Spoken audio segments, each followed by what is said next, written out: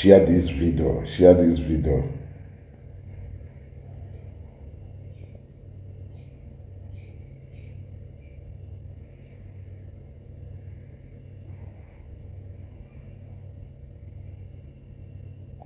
Share this video. Happen on the noise makers. Happen on the noise makers. Share this video. Share this video. Hey. Ụtụtụ ọma ndị nke m. Click on like and love. Then you share this video. I greet all of you. I greet all of you. I greet all of you. Yesterday it was so stressful and hectic. So this is the first time I'm like Lola or call 7 o'clock. A while ago. I hope you people can hear me. If you can hear me, you just type or yes if you can hear me. Type yes if you can hear me. I want 3 people or 4 people to type yes if you can hear me, because I don't want to raise my voice. Oh no, if somebody should type yes. Don't want to raise my voice. Okay. Okay, yes. Yes. Alright. Then we are good to go. First of all, let me even talk about because a lot of people has been texting me, telling me, Ezeugo, we saw these people saying that you went to beg Jpac, you went to beg Jpac, you went to beg Jpac. Now let me tell you people something. That is what they have been waiting for. That is what they have been waiting for. Now let me tell you what happened. Share it so that Ebony Anofia can hear me loud and clear. Let Jpac hear me loud and clear.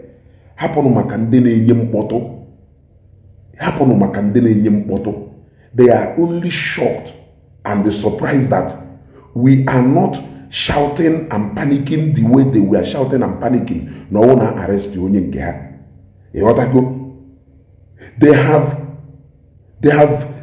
are shocked that now the kind of composure and the kind of confidence I will is overwhelming. So imagine you arrested somebody and you are the one calling for peace. Who is begging you for peace? You arrested somebody and you are still the same person calling for peace, looking for every avenue for peace. What are you scared of? What are you running away from? What is it that you are scared of? Does it mean that you have confidence on yourself? Now let me tell you people what happened. We were at Zone 13 Ubo. After we left Zone 13. I went to Waja's house because Be Waja is about less than 10-12 minutes from that Zone 13. When I came into Waja's house, Owolo na Waja na nde obodo ha newly elected people n'obodo like PG and others nọ n'ihu be ebe anyị na-ada n'ụwa ịghọtago fa na-aga ọfụ. So Waja sizie mụ na kpo n'ime palọ ịghọtago nna kpo n'ime palọ ka anya na ndị ahụ finishizie ka ifo. So ozugbo nna kpo n'ime palọ ọ bụrụ na Jpac nọ n'ime palọ ahụ eme live broadcast ịghọtago ọ bụrụ na Jpac na-eme live broadcast n'ime palọ ahụ ozugbo onunu mbata n'ime palọ ahụ okene I kene. Then he got up wolu the phone o ji eme broadcast bịa ebe nkwọtọ bịaluo ebe ahụ na-ekwuzi ka okene Ezeugo ịma na mụ na ya afụ bụ osinsi na ọtata o the first day mụ na ya na-afụ bla bla bla bla bla. So he says something about na ụnụ ma na o nwere ife mere n'ihu akwụkwọ na o nwere arrest gara ọnụ n'ihu akwụkwọ nka na okwu udo wife ya ada ekwu so oge ọ na-ekwu okwu ude ahụ a na-ekwu wee jụọ ya ajụjụ wee sị ya Jpac ọ bụrụ ụwa na okwu ude anyị na-ekwu na onye a gwara ibe ya okwu onye a respondụọ onye akwa ibe ya okwu onye a respondụọ ekwuwe bụ okwu ude iyi na-ekwu kere ebe anyị esikwu okwu ude then Jpac na-ekwuzi ife ọ na-ekwu ọ na-atọtagheri ọnụ na-akọdatị na ọ na-akọ fonu m ring ya. Then I took my phone and I went down. I went into my car. I was in my car for over 30 minutes to 45 minutes making calls. We were on a conference call. So before Nanya Nazo, a frozen moto Jpac or one up one. When I got up, waja when na Jpac apawago. Owolu na Mwa Wezugo your Jpac, do you think he will skip any single but ndo to her to so daft? Even half of Numbumbaria no biadromumwa. Ndo to her to so daft. These people are so daft and so naive. The most ignorant people they find. Mwa Jpac. For what? Why are you people running around everywhere looking for who will beg you?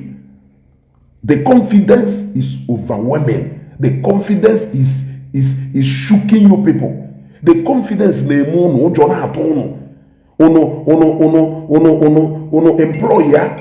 employer all your groups and all your cartels. Hanolo they make it supposed to not just on there higher.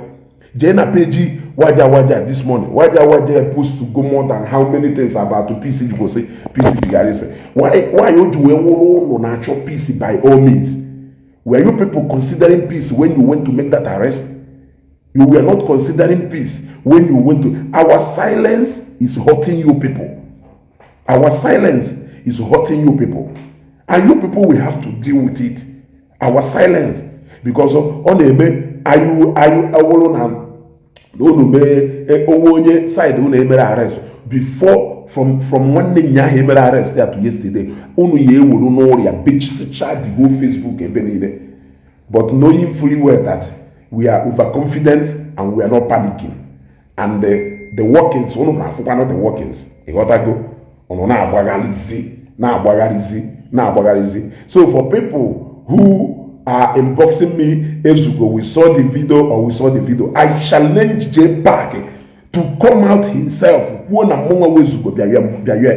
I challenge him. I challenge him. Nyaputa kuona mwa Ezeugo biaye. Hapo ebonyi son no bi toto. E wata go. Hapo ebonyi son nya hapo toto. I challenge him mwa Ezeugo. Mwa Ezeugo.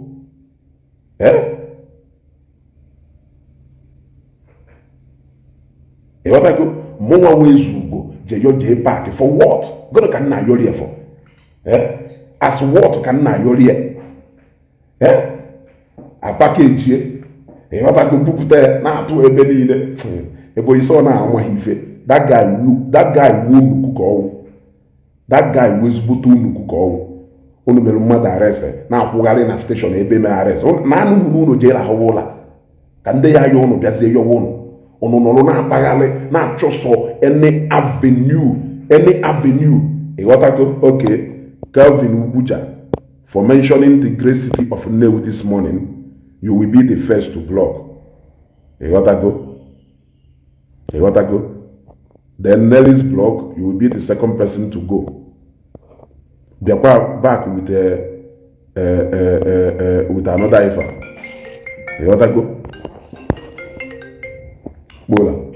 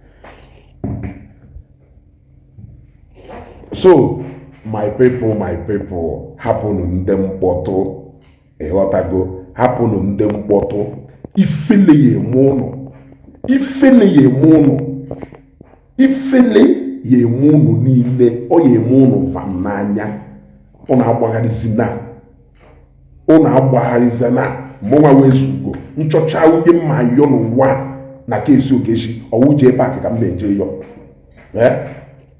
nchọcha onye mma yọ n'ụwa na kesi Ogechi, ọwụ Jpac ka m jere yọ. Jpac ọmụ ego na-eji wee mee Ogechi arrest m ejije yọwe.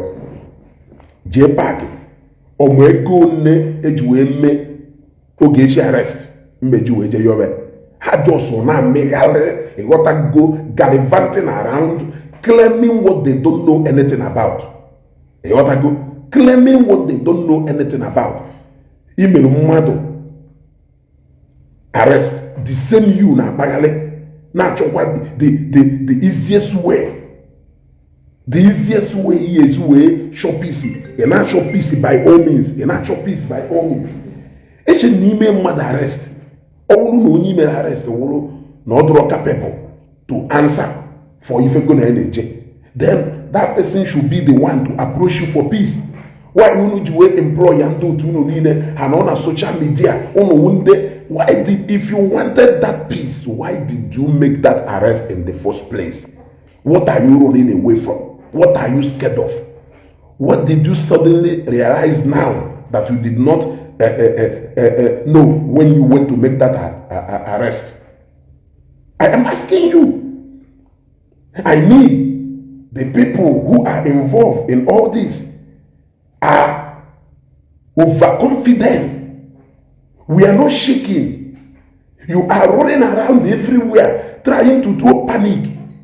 We should be the one, for God's sake, raising the alarm, not you. Yes. We should be the one raising the alarm, not you. We should be the one crying, not you. Why are you the one crying? This person now on a front among or life. You want to go? Okay, Kochiri official. I take it that Zuzurupu eba omanofia ifele ye mono as usual. Ifele ye mono as usual. Olushe Collins, when you my anofo, unu be mad arrest na megale before 30 minutes waja me na post to 200. Ko ole me post to kando zoni ne me post. We should be the one crying. Ezeugo is not even posting ntunu say post oge arrest Rijele, oge arrest Matthias, and so on. Uno wa wunde na ebezi akwa, uno wa wunde na ebe akwa more than we can actually be crying. But we are not crying. We are confident. Are you with confidence? Are you with? We are strong. We are strong. Why are you crying our cry? Okay, I came because ngwa zuzupo piam. We'll go another fake account of 29 petitions on issue issue. Why are you reminding us about the number of petitions against Ogechi?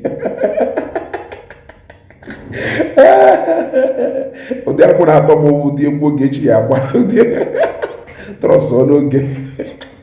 Get this time around, oil wine with 360. Now we feel at all, and they know what is about to come. They know what is about to happen. That is why they are running away, trying to create holes here and there. They are running around, trying to create holes here and there. Unu na mmadụ aya nata Nigeria ben na ye. Onye anata Nigeria ben na mesapụ ahụ no ilo onwe mee video gwunu na ọbatago. Mee video gwunu na ọbatago. Yes. For her to do that, it means she is ready for what is coming. Lo and behold, you did what we did not. It's not as we least expected it. You did it. You did it and you started running around. You have made more videos than us. Did we implore you to come and cry and talk on our behalf? Shouldn't we be the ones talking? Shouldn't we be the one crying for sympathy? When you saw the confidence we have, it is that confidence. Jpac na videos Jpac that fly everywhere. Ebe have camera everywhere, ready to turn on their camera at any time. Ready to turn on their camera anyhow. Ask him if he was the one who stood up from where he was sitting and walked up to me where I was standing. Yes. Ask him if he wasn't the one who stood up from where he is and walked up to me where I was standing. He cannot stop me from coming to Waja house. He cannot do that. Yes. He cannot stop me from coming to Waja house. Because I obey him, okay. And everybody know in that compound knows me. I can even walk in there when Waja is not there, and I will still be entertained. Everybody in that house knows Ezeugo. You got to go? Everybody in that house knows Ezeugo personally, facially, even beyond that compound. They know Ezeugo. That is how well they know me. Na boy Waja no Mutioka. So that place is more like a home.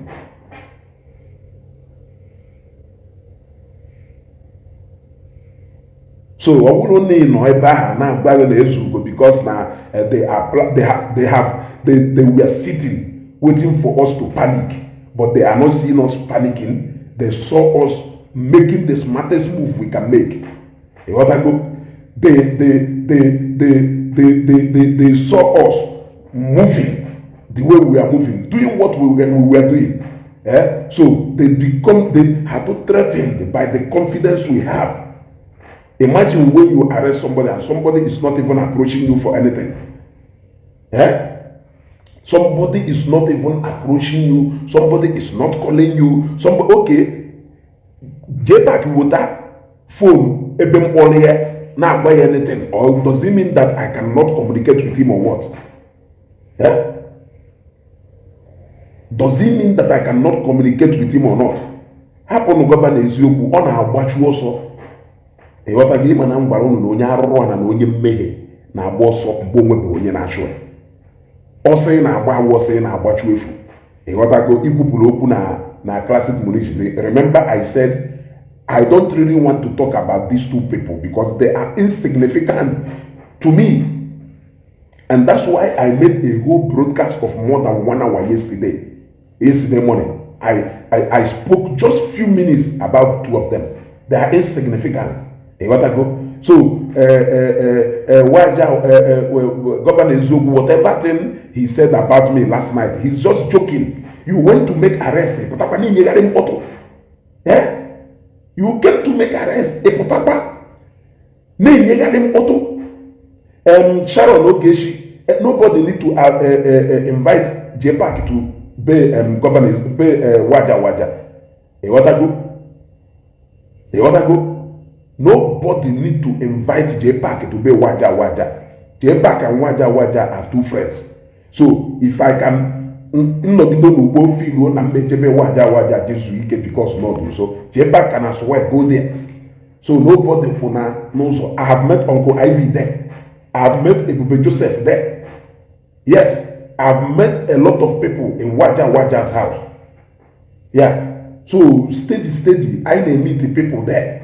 The other day I met Keru after this man, see from Enugu State to Webia. The other day I met him there, one Christmas in Jareba. Yes. So there is nothing I did not see, if not that I told you that these guys are content creators and they choose to create content with anything and with everything. Yes. If you watch the beginning of that video, you will see that my PA was actually standing, refusing me to come to that video. If you listen clearly, you will hear when I told my PA, Nyaputanoso. Yes. If you watch that video clearly, you will see the boy constantly standing between me and Jpac at first, blocking the view of that camera. Not until you will hear when I told him, because I wanted to ask him questions. And I threw the first question at him. He was answering that question when a call came into my phone, which is a question on Julia. That you keep talking about peace. It was you all along talking about peace. Nobody heard me say anything. When I came in, I even refused to sit down. I was standing. I was standing when I came in. Then you heard it clearly when I said when he walked up to me, my PA refused me to come in that video because I know he told me. He told me, then I told him, leave them. I am equal to the task. Adama will be about me. Because name will monument is all women. And the only thing he do when many women would have evidence he goes in a family. He would have evidence a base who gonna say, Biko, kedu. He only call we would him. It was a live video all through. All will another thing name and the J wash here. That video, all go na that video, like in fact, Jay was share that video no Neutrality because somebody told me that Neutrality go that video, but all Neutrality go that video. Jay was share how long go me go that video before I came in. You will see that none at that live broadcast before I walk into that sitting room. Go and watch it. I am speaking to you with fact. You know that go. So they are looking for opportunity to shine. Yes, Wazobia Rantisri, he deleted the video. So why is he deleting the video? Why is he deleting the video? A live broadcast where Ezeugo came to beg you, you deleted it. A video supposed to, you see, Wazobia Rantisri, I was on the live video when you walked in. You see, he was already on that live video when I walked into that sitting room. Then on Tuesday, then I watched him back. When I came in, did he stand up from where he was sitting? He stood up from where he was sitting. The moment I came in, he stood up and walked to where I am. Who spoke to each other first? And then I watched the live broadcast. Who spoke to each other first between me and Jpac? So onya wonye ya mobilize nya ye buzo kuwo na eba biara yo yayo okwo yayo wada gi mebe guy ayari ayo kwo ifi jiwe jema rest na newi ayari ayo wa kwo ayo ba iwe nya ifeda ni si gana bifi we bia kweta nya oyoyo ka biara yo ngujikwa aka go mobilize bia okwu ngujikwa aka bido ku okwu o na ayo ka nchore yo go iye geda anu mo nta yo da anu ngo iwe bia ku okwu mana nguji aka ubini ngubu ụzọ kwuo okwu agbara m ụnụ na moto ready for all your antics na social media. Bring it on. Ezeugo is not the regular blogger you know out there. Bring it on. Ọnụ ka ihe ejikwe, ọnụ ka mmejikwa throw you back to your face. You people should stop running around. Ọwụ nọ nka ka ọnụ chọrọ ịtụ Ogechi. Ọwụrụ na ụmụozi ife anyị nwa menwuru to get Ogechi out of your hand. It should be to your credit. Iwuruzie nani na Ogechi na-eme na ọha n'ife. Yes, na unu eme na ife. Why are you people running around? It seems like it is you people who want peace. If you people want peace, approach and they seek for peace. If we want, we can extend the hand of peace to you. You see, you carry your camera everywhere. You carry your camera everywhere, looking around, walking everywhere, looking for who will approach you for peace talk. You are even the one proposing that peace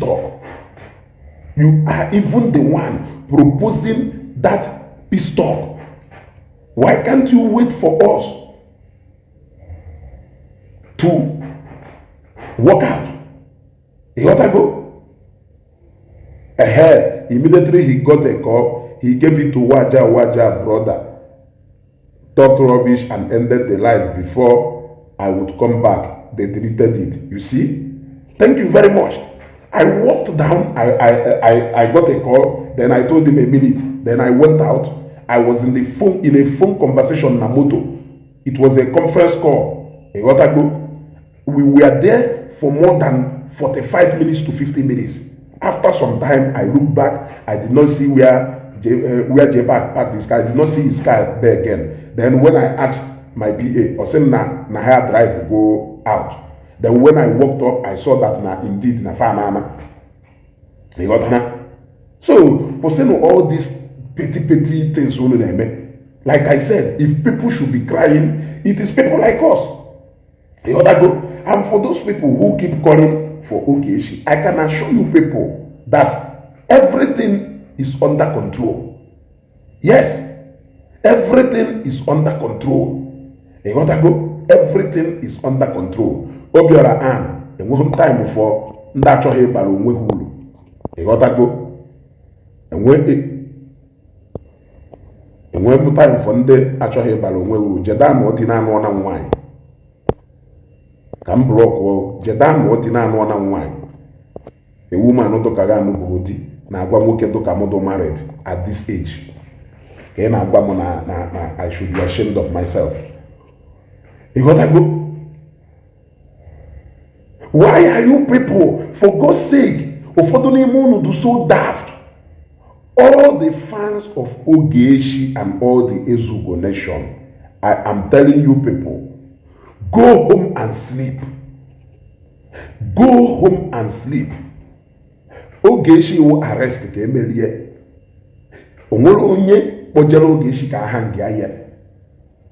There is no reason to be panicking. You people should go and rest. We are doing what we are supposed to do for Ogechi. We are doing what we are supposed to do for Ogechi. And the Ogechi fans are ready to even do anything in terms of anywhere. Yes, a lot of them has been calling, asking to give one help or the other. Some of them have even been doing something without even telling them anything. And just like I told you yesterday, this arrest to Ogechi Merumo, Mwemalo no Ogechi with solid fan base. Yes, Mwemalo chief pilot, I agree to. Mwemalo no Ogechi with solid fan base. You got to go? So you people should go and sleep. Try to get the kind of fans. Okay, Matthew Jack, I have watched your broadcast, your comment. I think it's time you go off this broadcast. You want to go? George Ajawihe, or them mad who will go is in prison way better. If I want our own if I know back can enter cell and Roger Sokorosha, Ejabowas Chape, who says anybody cannot be arrested. The only thing is that one of the so daft. Just like I said, some of you do actually so daft that the Igbo sense. Who said that police cannot arrest anybody in Nigeria? Whoever said that police cannot arrest anybody in Nigeria? Who said that? What we told you is if police arrest you, do what you are supposed to do. Don't come to Facebook and start making noise. And that is what we are doing. You want to go? That is what we are doing. Yeah? We are not making noise like you people. You want to go? You want to go? We are not making noise like you people, but we no cholo ke nyewe mpoto by all means. Ngba nyewe no mpoto. Nyewe no mpoto.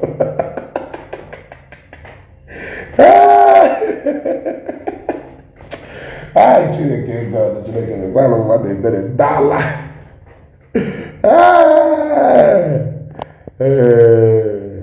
I want to have my attorney involved with this case, but I need information. 5.99 plus tax. Don't worry. Oh, I have all those things. Forget about all those things.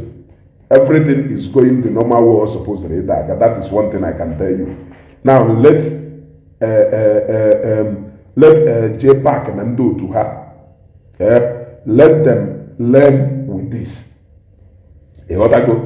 Let them learn with what has happened now, so that tomorrow they will not come out and start crying. No one has similar thing repeat here in their own camp. You got to go. That is the only advice I am telling them. And that is why you cannot hear me, or you have never heard me condemn anybody. You have never heard me condemn anybody. I have never condemned any of them for arresting Ogechi. So let it be clear, so that tomorrow, if any of them got arrested or get arrested, whatever, let them not also come and cry when I come out not to condemn the arrest as well. All of them who are the haters of Ogechi, who are the haters of A and B, but they are claiming to be neutral. They have all come out. They have all come out. They have all come out and they have started talking. Even Wikuku has come out and he has started talking. You got to go. He has started talking. Those guys are so useless. I'm telling you. Imagine a matter done on Facebook. He will have the God to come out to call to say, Ezeugo, you have to be neutral. You don't have to do this. Have you seen? All of them has been untied. Stella Marisa Maka. This particular case, you need all the money in the world. You don't need anybody to tell you that money cannot be a problem. One thing I'm telling you is that we are on top of the situation. That is all. You gotta go. We are on top of the situation. That is what is important. I want to need anything we could have come out. Yes, black. They have started what they cannot finish, and that is why they are running around crying. They have started what they cannot finish. They thought it was going to be easy.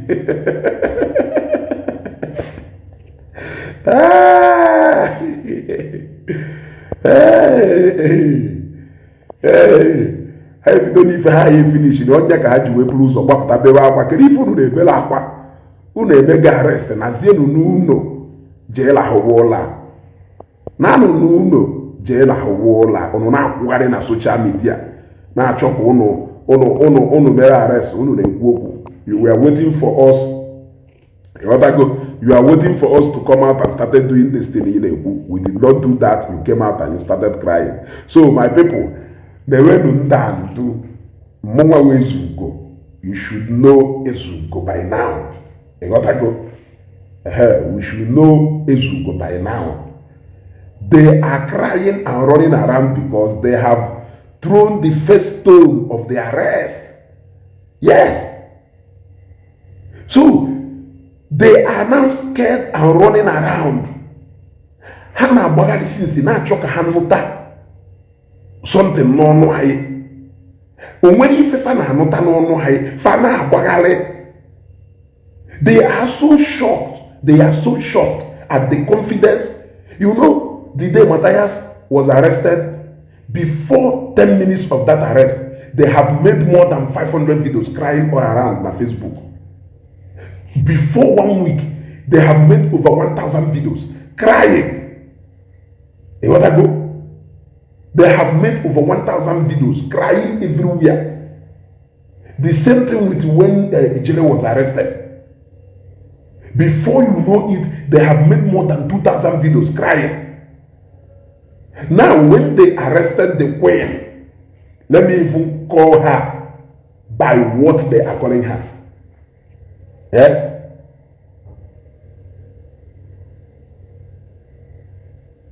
When Oge was arrested, they were expecting us also to come out on Facebook and start crying like they are crying. And they saw that we got busy with the real business. Yes. When somebody is arrested, there are things you should do. And that is what we are doing. We don't need to come out and start making noise like you people. Because we know that it is just an arrest. Yes. We know that it was just an arrest.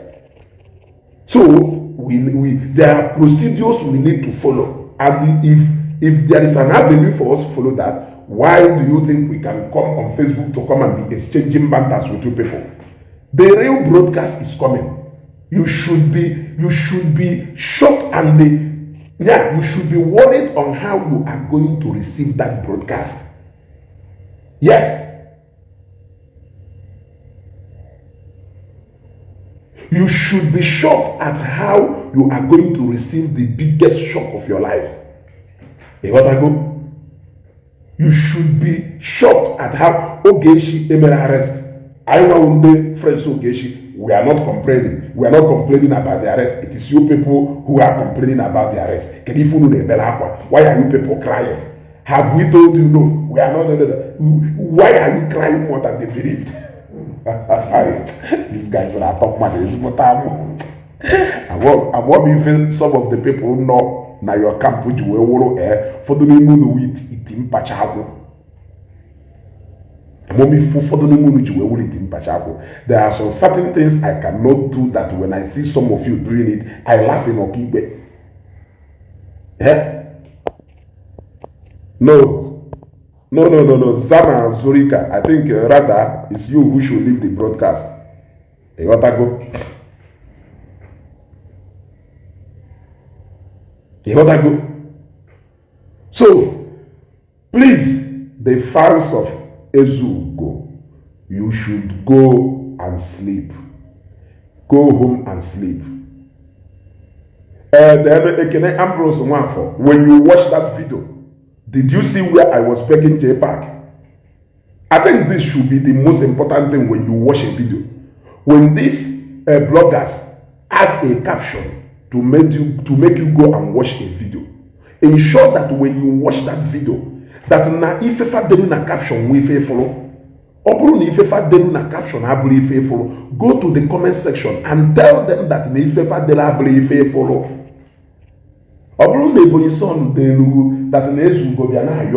You should be able to watch that video and see where Ezeugo was begging.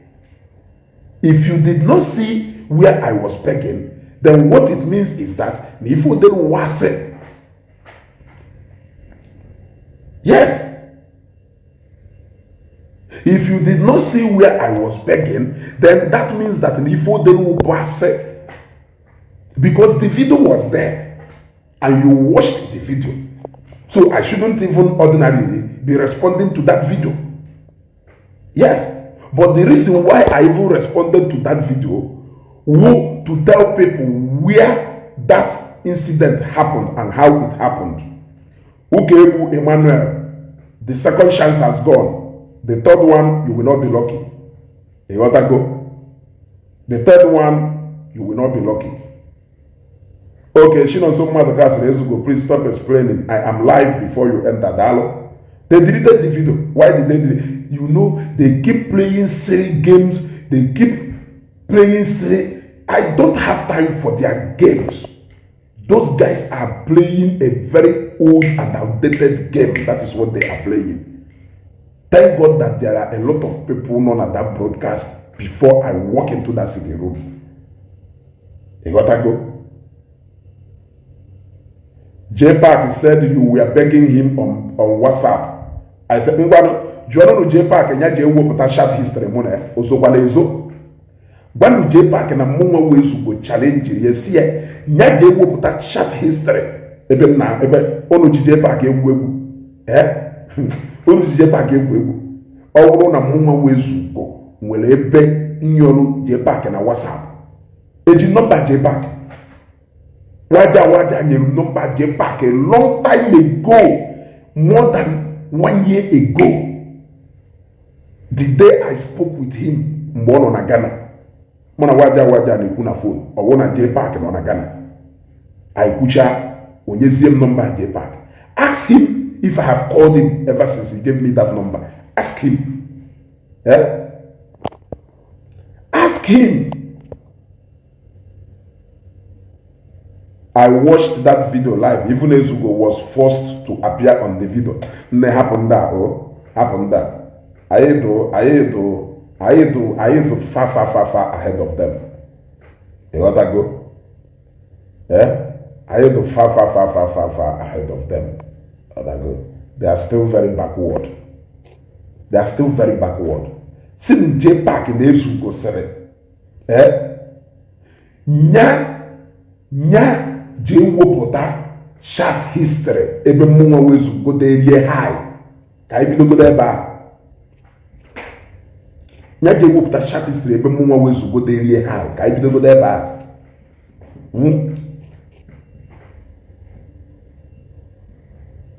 the other go I know they are trying to get information. That information they will get not. I'm telling you. The other go that information they will get not. My happiness is that, as usual, he deleted that video. Why did he delete that video? He deleted the video. Why did he delete that video? Then auto and obo kuru ebo gwara na nna ye na WhatsApp. Jpac we got to that WhatsApp. The next minute in a Facebook okay yeah for that. In fact, the moment in Syria high. The moment in Syria high. Now, let me clarify something.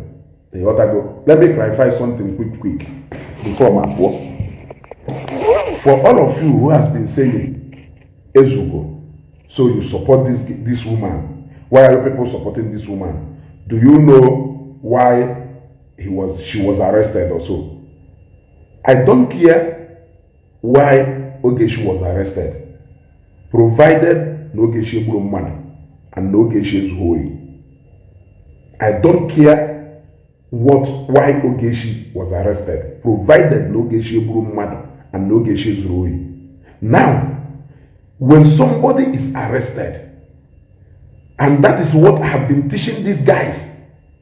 Remember that when Matthias was arrested and they came on Facebook, they started crying. I told them, when somebody is being arrested in Nigeria, there are procedures and things you should do to help that person. Why can't you get doing that thing rather than coming on Facebook to be crying? When Nigeria was arrested, they came again and they started crying. I told them, when somebody is being arrested in Nigeria, there are necessary things you should have started doing instead of coming on Facebook to start crying. Now, for whatever reason Ogechi was arrested, the person they make go the arrest, which is no exercise go the right. But there are necessary things you need to do also, which is what we are doing. And I can assure all the Ogechi nations and the Ogechi fans that you people should go and sleep. Those people are panicking. They are panicking. You should ask yourself why it is them making all the videos. You gotta go. It is all of them making all the videos and not us even crying. Have you ever seen me where I came out to be saying they did this to Ogechi, they did it? Have you ever heard me come out to say that? I have not done that, and I don't think anybody has done that either. So why are they panicking? Why are they panicking? Ono arrested Ogechi, no Ogechi Burumana. Ono arrested Ogechi, no Ogechi Megono. Ono arrested Ogechi for whatever thing. Une make if no supposed to be me. My happiness is that some of you who claim to be neutral, who claim not to attach themselves to any particular side, my happiness is that for the moon they show go on. Some of you have shown yourselves. They do against arrest. Arrested them man. You have seen that they are actually in support of arrest. It's just that now, no one arrested. My respect to somebody like Dibia Conviction. My respect to somebody like Dibia Conviction. When I watched his video, I never knew that Dibia Conviction can come out in a different way. You gotta go. When I watched his video, I was so shocked that he can come out in such a way. You gotta go. I was so shocked. Now, some of all those other videos I never watched. We are busy doing something because we know police arrest is normal in Nigeria. And if we tell you that we are regretting Ogechi coming, Ogechi knew, you people should bury your head in shame. I'm telling you people, Ogechi dead you people. You should be asking yourself questions.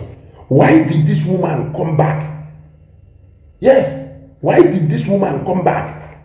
That is the question you should be asking yourself. And because on fully happy. On fully happy because happiness only can have to cut in between the gap, because you people know that anything can happen. Anything can happen. Happen in personal life from mother, personal life from mother happen. On is nursery. It is so shocking that men of this generation has reduced themselves to gossipers. It is so sad that in a generation where men should be hustling and trying to make money rather than admiring those people who make it go, you are busy. You settled yourself with gossip. It is so shocking. You settled yourself with gossip. Anthony Mbam, thank you very much. Let other people like you not fail to comment. The Ifa Odunobi, I want to see it. If you are a fan of Ogechi, yeah, thank you very much, Bruaco. And I'm like, and then they pay attention and then they broadcast. Bruaco said, you have said this very thing uncountable times, that anyone can be arrested. It's normal, for crying out loud. People are just flavors. Thank you very much. I don't change my stand or my words. You should know Ezeugo with that. So they were waiting for me to come out to start condemning arrest Ogechi so that they can say Ezeugo Obosi arrest Jen Okwifulifa. Obosi arrest Matthias Okwifulifa. And we shocked them. We shocked them. We shocked them. How do you check how we see no support arrest support arrest Matthias, and we shocked them to show them that they buy who buy Kabuwa. What I go? Yes. What I go? You arrested somebody. Hakunya Onunya who decide the Echinine Ebiayo. Let that person come and beg you. Onunya he decide the let that person face his fears and faith. You shouldn't be going around soliciting for somebody to come and beg you.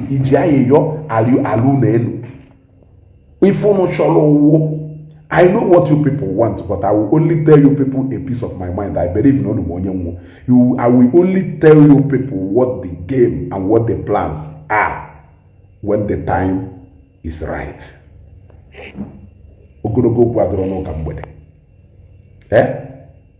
At least you have seen that we stood for Oge. Oh no, most of you online noisemakers, and that is why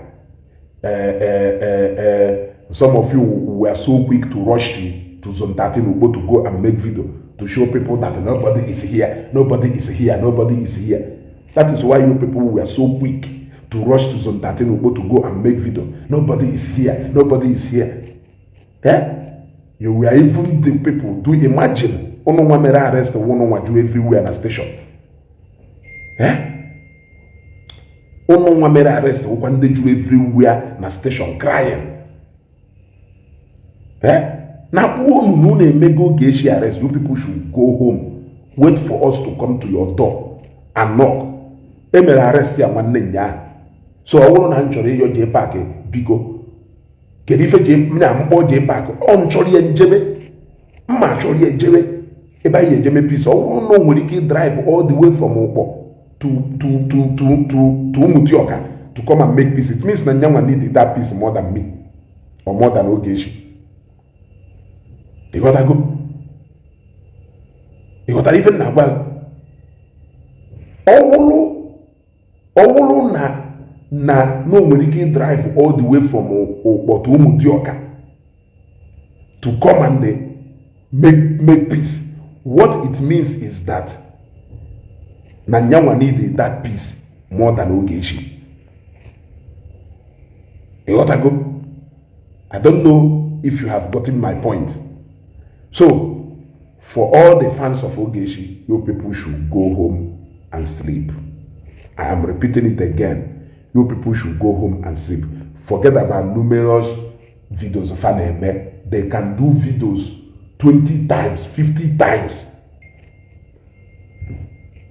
They can do videos 20 times and 50 times. You know that go? Some of these people do so daft. Yeah? Also, Ezeugo, you are talking out of point here, and you go there, explain tire, and there will be no evidence. Explain what to you? Okay. All this fake account. Even and them mother na complain na followers hana they reduce. So now more no favor. Ka Facebook na mai, because now Facebook is actually taking away all the fake account in your distance. So that is why the thing G reduce. You got that go?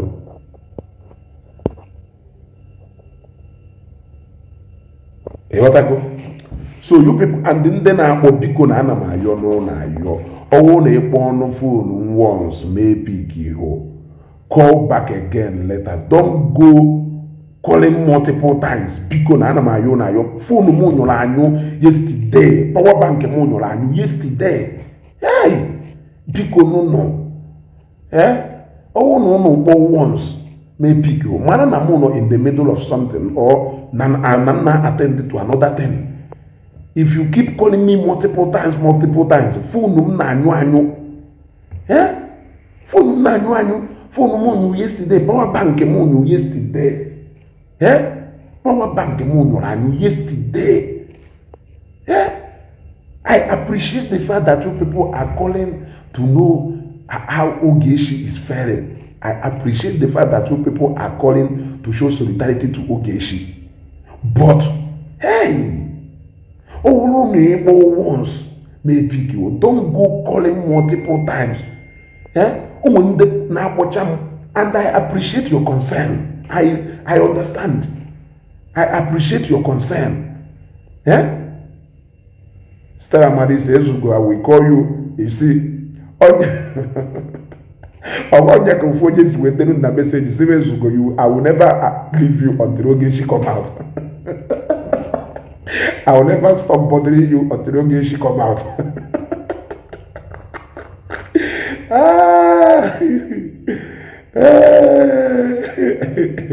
So because on our panic is now. We are doing what we can, and you will see the queen come out and dance. She will dance for you. You got to go. Happen then You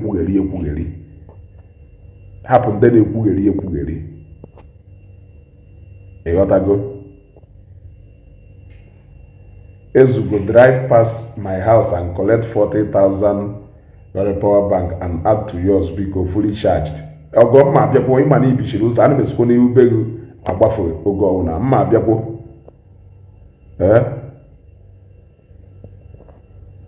mma abiakwo na ubegu onye ka ike ma like ka ide that comment again. I drop that comment again and block Ongo. I will say it again.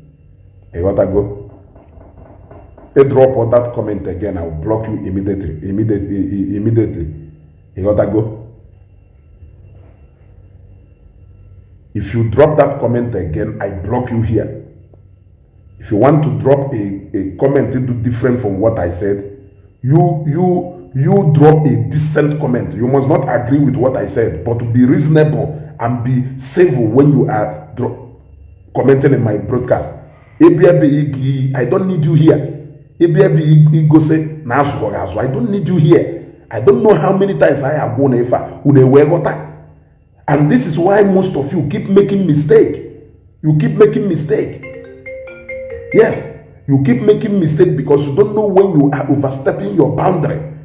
In a comment section then you go down right a block. Block one. You have the right to block me. Yes. That is what I'm saying.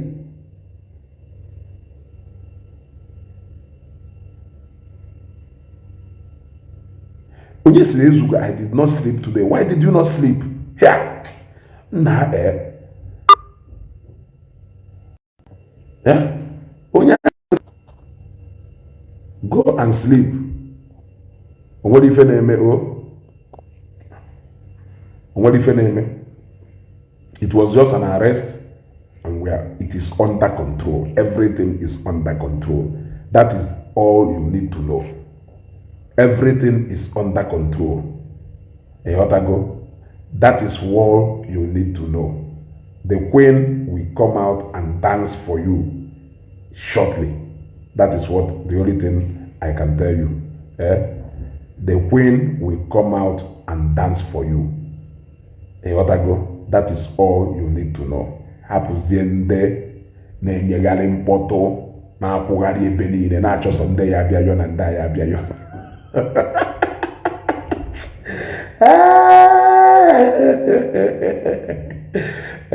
Waja dị even more active na case Ogechi than oge arrested Matthias. Mgbe arrested Matthias, he was even failing to make even a broadcast to address his people and tell them to keep calm. Mgbe arrested Matthias, Waja was even failing to make broadcast to address his people, to keep calm, that Nudode. He was even failing to do that. But in the case of Ogechi, Omekena post more than 50 times.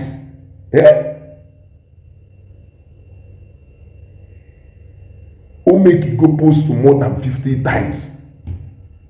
But Mgba arrested Matthias. He was failing to make a single post. It will not even one. He was even failing to address his people and tell them to keep calm, just like I am doing. But Oketa, every minute on the post, That is why you were saying, I'm Katana Mamo.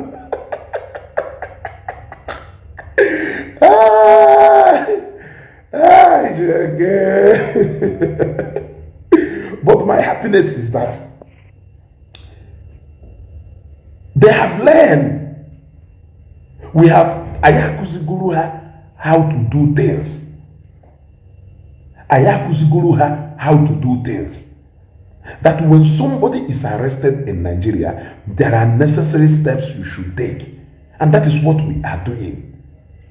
You don't need to go on Facebook crying for sympathy, because sympathy cannot get you out of police custody. When somebody is arrested, you don't go crying. You don't go seeking for sympathy, because sympathy cannot and can never get you out of police custody. Now they have seen it. Now they have confirmed it. They have seen it and they have confirmed it.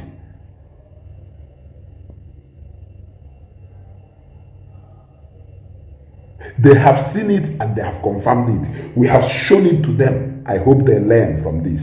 Because Onyango Nanga no Iwanaho. Arrest can never stop in Nigeria. Onyango Nanga no Iwanaho. This will not be the last arrest that will be made. I am telling you, this cannot be the first, and this cannot be the first, and this cannot be the last. So in case of any subsequent arrest, let us also keep calm like this. Let us not panic. Let us not cry. Let us not wait for Sahara reporters to go and carry on a fugo every Sahara reporters they will arrest Ogechi. Let us not wait for Showore to talk. Let us not even wait for Kelafaya, Deji, Adebanju. Let us not wait for them to talk. Have you seen? During their own, they were celebrating a Sahara reporters post. They were celebrating our news platform Guru Magonia. We are not doing any of that. Simply because we are not panicking. simply because we know the right thing to do. We know the right thing to do. So, in case of any subsequent arrest, tomorrow, next week, next month, next year, let us also understand that we have set the record straight. And let us also understand that these guys has proven to us that arresting somebody is also your right. That you can arrest people and you are free to go to police station to register your grievances about people. It is something they have shown us. We have seen people who has been against arrest celebrate this particular arrest. So tomorrow you don't go tell me anything. You want to go? Etu ahi si eche kambia condemn one arrest to Ogechi. You want to go? Sem if una me hoye owewe iwe. That same way. Ki yesi kwa mbema expect can condemn kwa another arrest able tomorrow or next tomorrow. It is very simple. I've always told you people that the way I live my life, if the best way I do it is that I don't do it to people. I will understand. And if you confront me, I will show you incidences where people have slapped me and have tolerated it.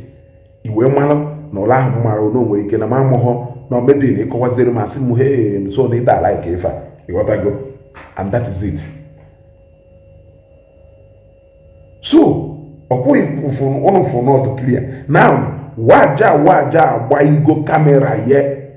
More than how, in fact, all why go camera here, make video more than he ever did from the first day Ijere was arrested to the last day Ijere now. He has on this camera more than Umelu when Matthias was arrested up till the time Matthias was released. Every minute and every second he's making a post and making video, making a post and making video. We know your game. Yes.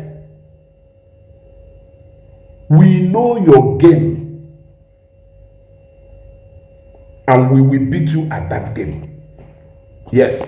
We know your game and we will beat you at that game. If I don't plan outside the arrest, when they play into it, we know. I just don't want to say anything, but there will be the right time for us to make this broadcast.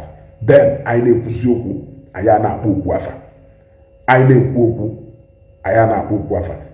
This empire. This is Kevin Fembelu. This is Kevin Fembelu.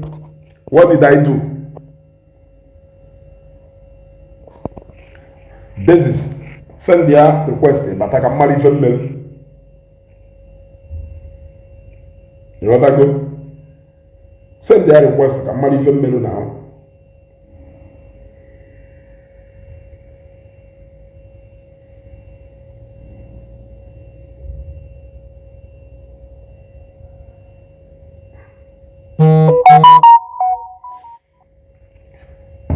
This is send their request, I can marry female.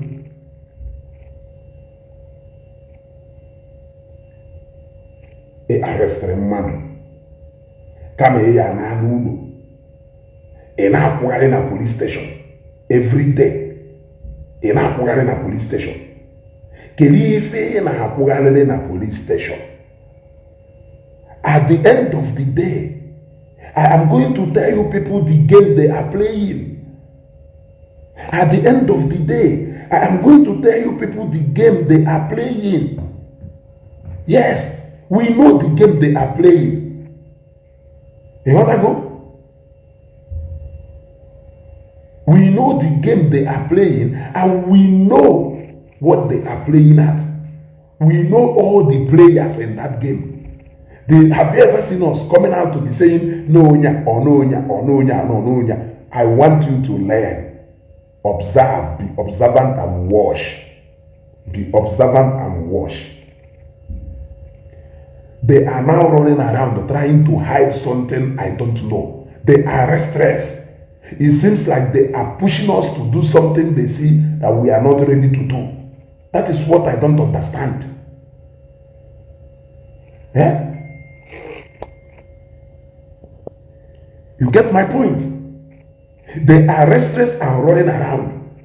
They have made more videos than we have ever done. They have talked more than they have made more posts than us. What is it they are running around on? What is it they are trying to hide? What is it they are trying to hide? What is it they are trying to hide? When you arrest somebody, you go home.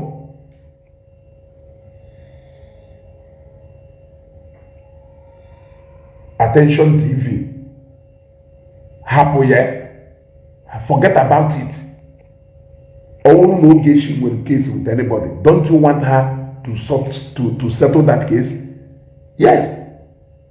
Only in Asinamu will know him. The way arrest him.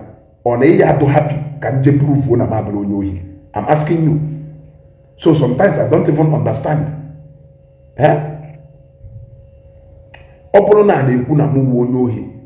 Shouldn't you be happy that at least at the end of the day I can now prove that Namablo? Shouldn't you be happy? I don't know if you get my point or not. So let us stop making these things look like it's nothing. It is an arrest, just like I have been saying. I repeated it during the time of Njere and the other people. It is just an arrest. When somebody is arrested, you do what you are supposed to do. Stop crying. I am happy that we are not crying, but rather they are crying the cry for us. That should be your joy. They are restless. They keep on camera every minute, saying the same thing, repeating the same thing, anticipating something they are supposed to be doing. Yes. So at this point, I think we have some job to do today. So let us face the real issues. Forget about social media noisemakers. For the record again, from the year forward to this broadcast from beginning to the end, I told you, in case if you have a problem about a video,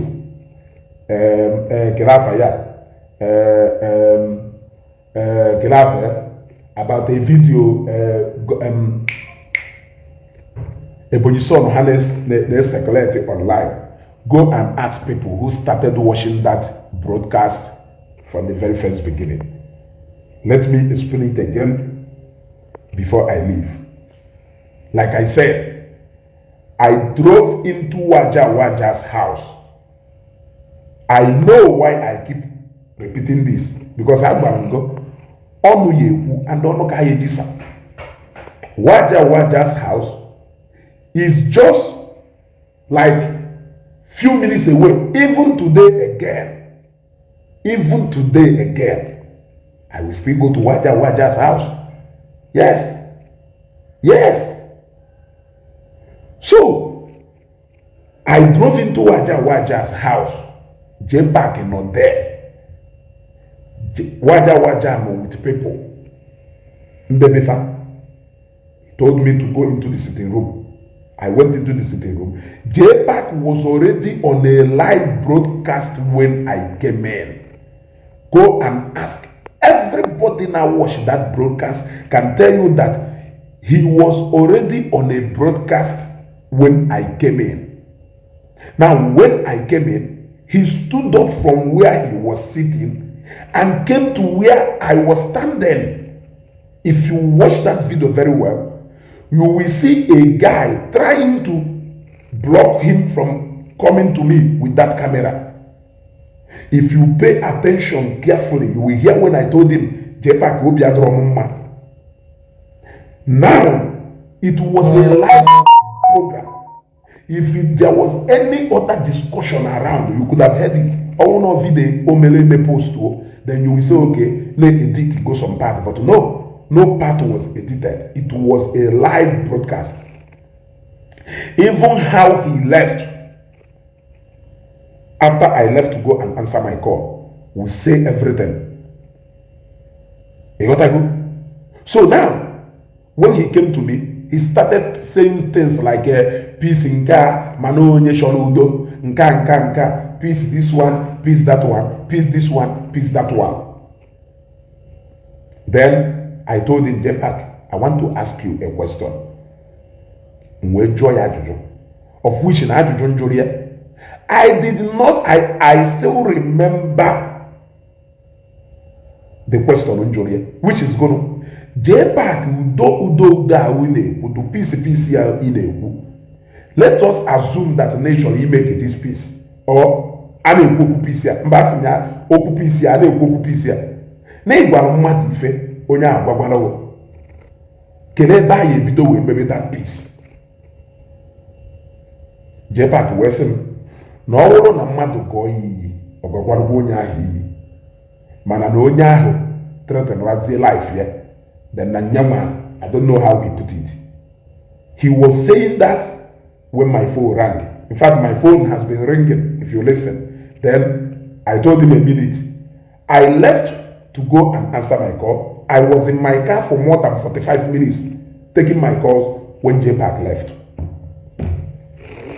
So, then I watch a live broadcast. It is a question I want you to answer. The answer is no. You know that? I know content creators. Okay, attention TV. If you like, come back with 100 accounts. I will keep blocking you. It will cost me nothing to block you, but it will cost you a lot to create more accounts. I assure you that. You know that? Yes. Yes, immediately you told him, excuse you to answer call. He left the video. One guy continued and later ended it. Thank you very much. You want to go? What exactly did I say in that video? I want all the people who watch that live video to drop in the comment section here what I said. I know these guys. I know these guys. Yes. Onye delu, what did you go to Waja's house to do? Ejemeba ide shonne na nnayo. Ejemeba ide shonne na nnayo. Ewu. Na kota first time from Nejebe Waja. Even last week you did not see me in Waja's house. This is the first time you are seeing me in Waja's house. You know what I go? This is the first time you are seeing me in Waja's house. In Ajuma Ajuju. What did you go in Waja's house to go and do? Ejemeba hi chonde na nnayo. Ewu. For the name do so daft. Some of you actually, you don't have an ability to think, and that is why this content creators also manipulate your mind anyhow. When you see a caption in a video, watch the video. Came at the video, it represented the caption. Even the part where a song posted, what is there for you to watch? I'm asking you, if not that those people who just want to celebrate nonsense will keep jumping up. You got to go? I am always happy that Ebonyi song can now talk about Ezeugo. I am happy that Governor Ezeugo can now talk about Ezeugo. That is to show you that Ezeugo is pulling weight. Yes, I am happy that all of them who claim that Ezeugo is nothing, Ezeugo is this one, that guy, you will follow one step. I am happy that all of them now can practically on their camera and talk about Ezeugo. Yes. You want to go? You want to go? You want to go? So forget about these people. They are content creators and they are ready to create content. Even my PA, the guy that was blocking him from videoing me. You want to go? Ajugo already. Abago already. Boss. That these people are going to make video with this and well, forget about it. I'm equal to the task. For this is going na Jpac na mo na na WhatsApp. It is left for him to screenshot that WhatsApp conversation and show you people. It is left for her to screenshot that WhatsApp conversation and show you people.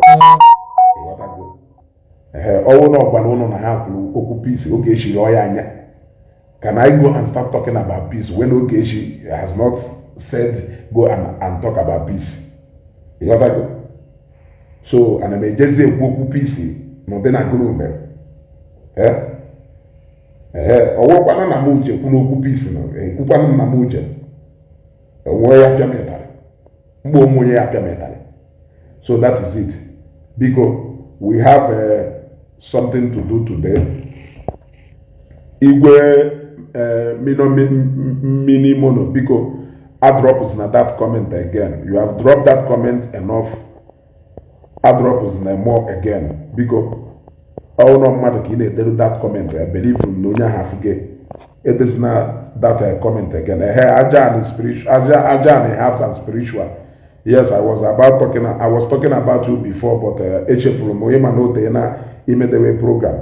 Yes, I was telling them about people who meet to go be waja. So I was actually referring to you because I know we have met also in Waja's house. So if you are a frequent visitor to Waja's house, you should know that there is a possibility of you meeting one content creator there or not. You got to go. So it is not issue. And then Waja and Jpac are friends. So I will not be Waja do so na zone 13. Be do so na zone 13. Like you can drive for like 10 minutes or you know do free like 10 minutes or less. Or let's say 11 minutes at most. Jpac is gonna compound there. So if I can go there after I'm not challenged, but why will Jpac not go there? Why will he not go there? You know that go? Remember he was friends with him before me. So there is no cause for alarm. You people should not ayade mi fe mpianya, ayade mi fe logo. You know that go happen day man ahejiri na ukwu ase we meluni. You should know that ordinarily, every single thing that comes out of their mouth is false. Yes. You should know that ordinarily, that everything that comes out of their mouth is false. I don't have in a governor Ezeugo aburu no mwe. Okwa aburu go mwe. Agba munu no nya ruru na abo so mbo mwe ife na asho. Okwa aburu go mwe. So every other thing ha na ekuzi is irrelevant. I don't have no aburu go mwe ye. Okwa aburu go mwe. Oke no so ngwere no so. Obulo ide abawo. Don't start what you can't finish. Sometimes starting is easy, but finishing is not difficult. Don't start what you can't finish. You know that go? I don't happy that at least hands are off. Whatever reason you will able to or Ogokaya down police and Webia. I understand them. Okeke I actually get even bully a weapon or malaria. You know that go? So it will go and go Ben Johnson. Go Ben Johnson because talk is cheap. Talk is cheap. Yes. So that will be Igwe Mino. We don't need your help. But we don't need your help, please. Yes, don't worry. We don't need your help. We don't need your help. Oh, thank you for offering to help, but we don't need your help.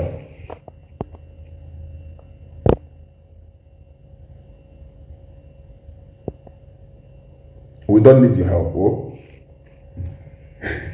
waja hana abia advice yaye on what to do. Ka Ogechi wepota.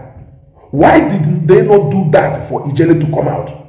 I am asking you. Waja hanabia advice what we can do for Ogechi to come out. Why did they not do the same thing for Ijele to come out? I am asking you. You see, they are busy running up and down. We know what they are doing.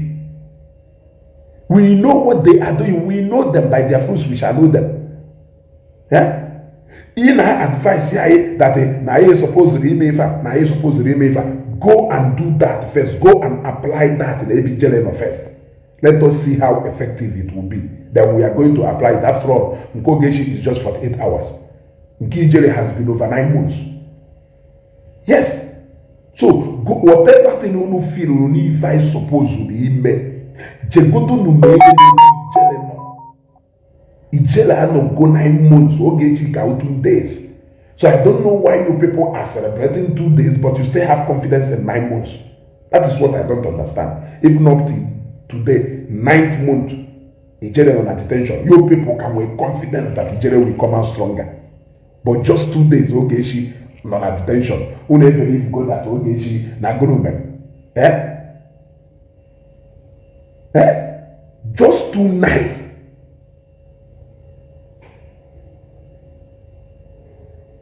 Who may believe God na go? But more than 7 months will be general on detention. If I can know, Ijele will come out stronger. No be who call police they will. This one, or not fear benino. Kelu formula ha unu na-enye bụ ndị Ijele or una apply on Ijele. It is a question.